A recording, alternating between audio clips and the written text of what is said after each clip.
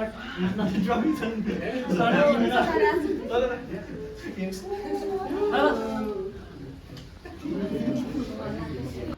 पनि कति छिटो चाहिँ गइसक्यो र तपाईँहरूको यो सिकिरहेको तपाईँहरूको उत्साह त्यो चाहिँ एकदम उत्साहपूर्ण ढङ्गले तपाईँहरूले सिकिरहनु भएको म अपडेटेड छु। हामीले चाहिँ भिडियोहरू तपाईँहरूको यहाँ इनोभेटिभ सेन्टरले जुन सेयर गरिरहनु भएको थियो त्यसबाट पनि मैले के कुरा बुझेको छु भन्दा भाइ बहिनीहरूले चाहिँ यो कफीमा चाहिँ एकदमै धेरै इन्ट्रेस्ट दिएर एकदम चाहिँ मिहिनेतपूर्ण ढङ्गले उत्साहपूर्ण ढङ्गले तपाईँहरूले सिक्नुभएको मैले पाएँ। मैले त्यो चाहिँ जानकारी पाएँ र सर्वप्रथम तपाईँहरू सम्पूर्णलाई 10 दिने कफीबारे 22 र प्रोसेसिङसँग तालिम सफलतापूर्वक सञ्चालन गर्नुभएका म चाहिँ यहाँहरूलाई बधाई र धन्यवाद भन्न चाहन्छु।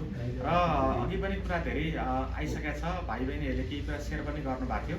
तपाईँहरूलाई आउने आर्थिक वर्षमा चाहिँ हाम्रो यो बजेट बन्ने क्रममा छ। अब आउने फिस्कल इयरको लागि चाहिँ नेक्स्ट इयरको लागि साउनदेखि जो नयाँ बजेट चाहिँ कार्यान्वयनमा जान्छ त्यसको लागि हाम्रो बजेट बन्ने क्रममा छ। र हाम्रो यसपालि काभ्रे जिल्लाको हाम्रो कार्यालयको हाम्रो अफिसको चाहिँ एकदम बढी प्रायोरिटीमा रहेको ट्रेनिङ चाहिँ बारिसा ट्रेनिङमा छ। यो चाहिँ तपाईँको स्पेसल्ली यो बनेपा धुलीखेल नवबुद्ध अलिकति बजार एरियालाई हामीले लक्षित गरेर हामीले यो कफी बारिस्ताको लागि चाहिँ एकदम धेरै हाइली प्रायोरिटाइजमा आउने वर्षको लागि यो ट्रेनिङ राखेका छौँ। र यो ट्रेनिङ चाहिँ अलिकति अझ बढी लङ टर्म होस् भन्ने हाम्रो चाहना छ, किनभने यसले चाहिँ तपाईँहरूको एउटा करियरलाई पनि मद्दत पुग्ने भएकोले यो ट्रेनिङ एकदम इम्पोर्टेन्ट छ। र अघि कामदेव सरले भन्नुभएको जस्तो अब विदेशतिर गए पनि यसको चाहिँ स्कोप छ। अझ हाम्रो कार्यालयको हाम्रो चाहिँ यो बागमती प्रदेश सरकारको बागमती प्रोभिन्स गभर्मेन्टको चाहिँ यसको उद्देश्य के हो भन्दा कम्तीमा पनि तपाईँहरू जस्तो भाइ बहिनीहरूलाई चाहिँ देशमै एउटा रोजगारी सृजना गर्ने कफी ट्रेनिङ गराएर बारिस्ता ट्रेनिङ गराएर जुनको अहिले एकदम हाइली स्कोप छ, हाम्रो जबको स्कोप छ।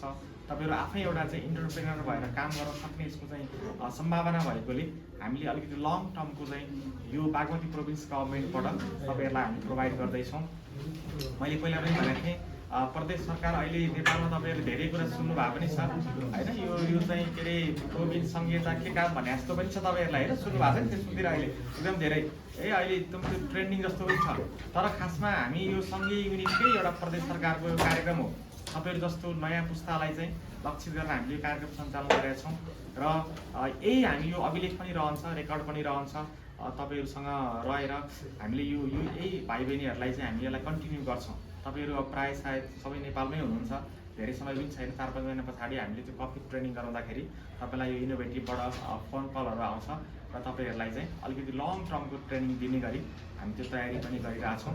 र धेरै यो बोलेर सुन्ने खालको चाहिँ अहिले बेला पनि छैन।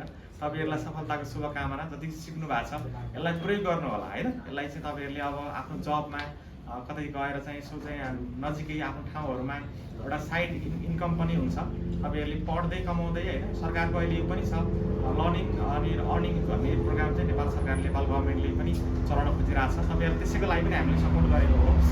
तपाईँहरूलाई कफी ट्रेनिङ लिने भनेर त कति धेरै खर्च गरेर सिक्नुपर्ने हुन्छ, यसमा ठुलो लगानी छ। हेर्दाखेरि साधारण भए पनि यहाँ यत्रो चाहिँ इनोभेटिभ सेन्टरले अनि हाम्रो सरकारले तपाईँहरूलाई ठुलो लगानी गरेको छ है। यो लगानीलाई किन नफाल्नु होला। यसलाई तपाईँहरूले चाहिँ आफ्नो चाहिँ जबको लागि चाहिँ कम्तीमा यसलाई प्रयोग गर्नु। अब अझ तपाईँहरूलाई हामी बढी चाहिँ आउने दिनहरूमा ट्रेनिङ गराएर आफैले नै खोल्न सक्ने खालको हामी त्यो वातावरण क्रिएट गर्नको लागि हामी सहयोग गर्छौँ। र तपाईँहरू सबैजनालाई चाहिँ सफलताको शुभकामना। एकदम धेरै धन्यवाद। इनोभेटिभमा मैले धेरै बोलेर तपाईँलाई हतार पनि भएको छ र आगामी दिनमा फेरि हामी यस्तै खालको ट्रेनिङमा फेरि भेट्ने र गराउने गरी तपाईँहरूसँग चाहिँ त्यो प्रतिबद्धता व्यक्त गर्दै म आज कार्यक्रम यही समापन भएको जानकारी गराउँछु।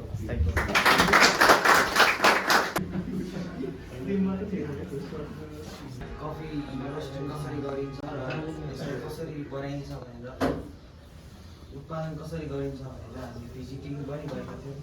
त्यसपछि हामीले यही आएर कफी बन्दा र अझै धेरै दिनको भएको भए अझै उत्कृष्ट अनि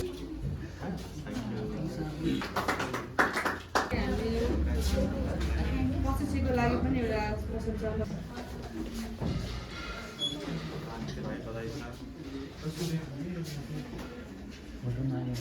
सुरेश नाम से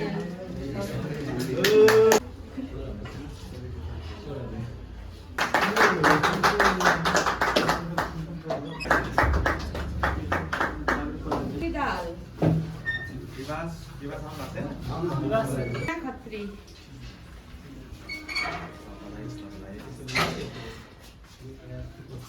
तपाईँलाई।